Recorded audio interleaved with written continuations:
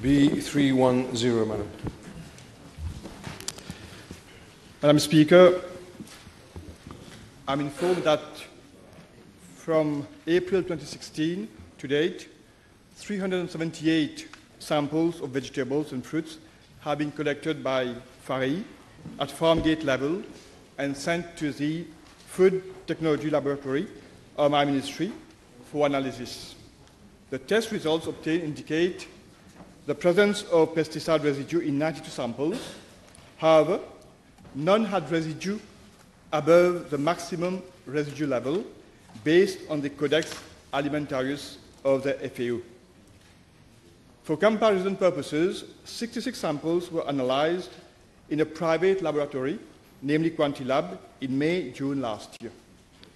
The results have shown higher maximum residue levels in 6 samples, that is in 3 types of chilies, beans, watercress, and ladyfingers. This is explained by the fact that the analysis carried out by the Quantilab used EU standards, which are more stringent as compared to the Codex Alimentarius. Moreover, the range of tests conducted at Quantilab is much wider than that of the FTL.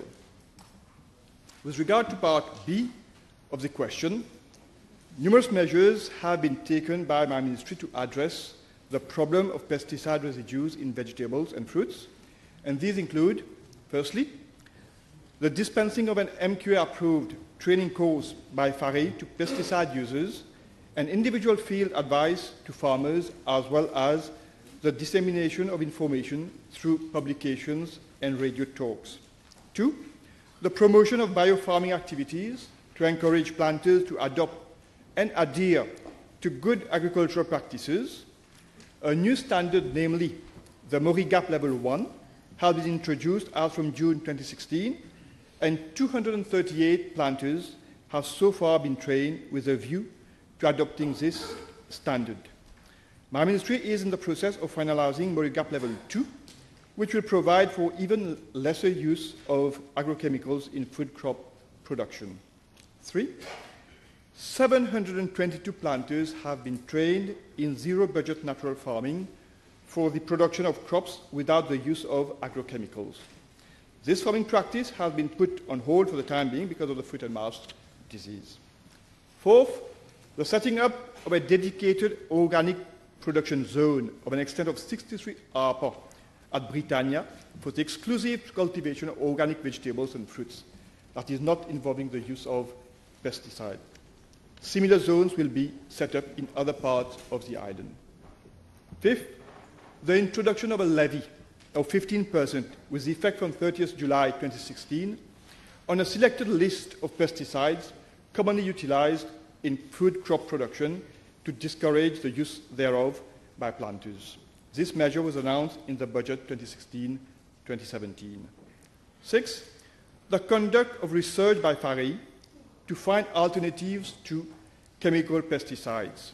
Accordingly, the use of biofertilizers, biopesticides, traps, biological control agents, and cultural control practices are being encouraged. Moreover, planters are being advised to use 22 new biopesticides for pest management. And 7, the purchase of a new equipment, an ultra-performance liquid chromatography double mass spectrometer at a cost of 26,484,514 rupees is being purchased.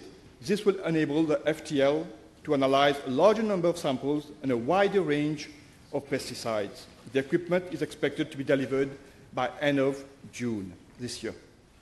Moreover, my ministry is working in collaboration with the FAO for the implementation of the Organic Agriculture Project in Mauritius, which will also include a new legislation on organic farming and standards to be adopted. A pesticide bill is also under preparation to ensure proper and safe use of pesticides in the cultivation of vegetables and fruits in compliance with international norms. With regard to Part C of the question, I'm advised that it has so far not been scientifically proven that chemicals inputs used in the cultivation of fruits and vegetables may be one of the causes of human diseases. However, the general perception is that excessive, irrational, and abusive use of agrochemicals in agriculture does have a negative impact on public health and the environment.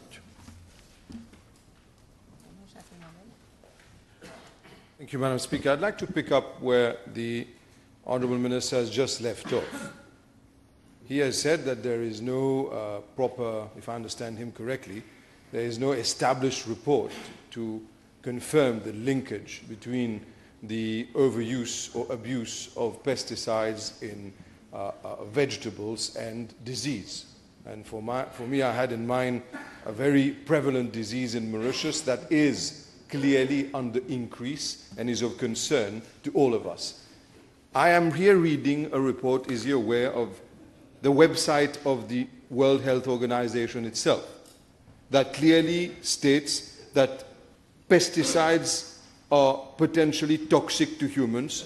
They may induce adverse health effects, including cancer, effects on reproduction, immune or nervous system, and I may go on. Now, this is available on the website. It's not even a report. Now, could he, I'll print it, and then you'd love to have that computer, wouldn't you? But then again, how does he therefore reconcile what he's just said? Because I have the impression it's from the lobby of some industrial group saying that there's no causal link between pesticides use on vegetables and disease, when the World Health Organization report, the website clearly says it does. We have understood your question.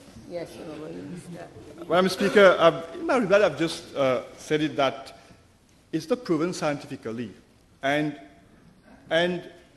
this has been carried out by the Ministry of Health, who is responsible to look into whether this, the abusive use of pesticides in vegetables and fruits could have an effect on the health of an individual. I remember when he was minister in the previous government, and his former colleague, the Minister of Health, he came here himself and said the same thing, saying that there was nothing of the report that would confirm that there is a direct correlation between pesticides and the health of individuals. But we are all aware that today, when we look at the new diseases that we are being faced with, we are alarmed by that, and that is why this government has taken it as a measure to discourage the misuse, the abusive use of pesticides, so that we can go more towards organic farming. We are putting all the efforts, as you can see, with the measures that I've just mentioned, to show our commitment to decrease the use of pesticides in agricultural practices. Just looking here at the report of 2015, and just to put things in perspective, whenever the minister of the former government replied, it was before 2015, and obviously we're in 2017, and the website I'm reading dates of 2016. Now, I'm just, for example, Madam Speaker, looking at the figures of his ministry on his website, the Ministry of Agro-Industry, on pesticides residue for 2015. Out of the figures of 2015, 24% of the vegetables that were tested were found to contain pesticides. Now, what mechanism exists in order to get the planters who go above board and who do not listen to the training, do not stay in line with what is humanly acceptable for human health? What does his ministry have as far as mechanisms are concerned to take them to task? Can he prosecute them? If so, under which law? Can he fine them? If so, under which law? Madam Speaker, so far, there is no law that allows us to prosecute a farmer who is making abusive use of pesticides. But I've just mentioned also in my reply that the pesticide bill is under preparation, and we are looking at ways and means to also make it an offense, a criminal offense for those who go overboard in the use of pesticides. So we'll come forward with a bill, and eventually we'll see how far we can go to prevent any farmer from making abusive use of pesticides. But I must also inform the House, Madam Speaker. At a time when this is, the concern of one and all, while we need to put money in equipment, in training people to carry out those tests, there was one food tech lab at the Ministry of Agro-Industry that was not functioning at all, with equipment not in operation.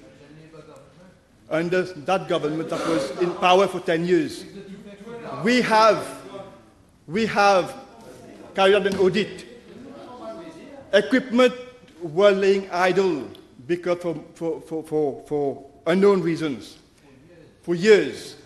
And that is why we are putting some 26 million rupees to re-equip that equipment to make sure that we can carry out the test, and also training the officers to be in a position to carry the test and to interpret those tests. I would like to know from the Honourable Minister whether he has a say or his ministry is controlling the marketing methods and the information given to planters by the companies distributing pesticides. In fact, we don't have a say, but we do recommend in terms of the use of pesticide, in terms of dosage and quantity at the time where we have to apply those pesticides. But you will see in all the containers of those pesticides, it's the usage method is well spelled out so that the farmers are aware of how to use those pesticides, so that there is no question of them being misused.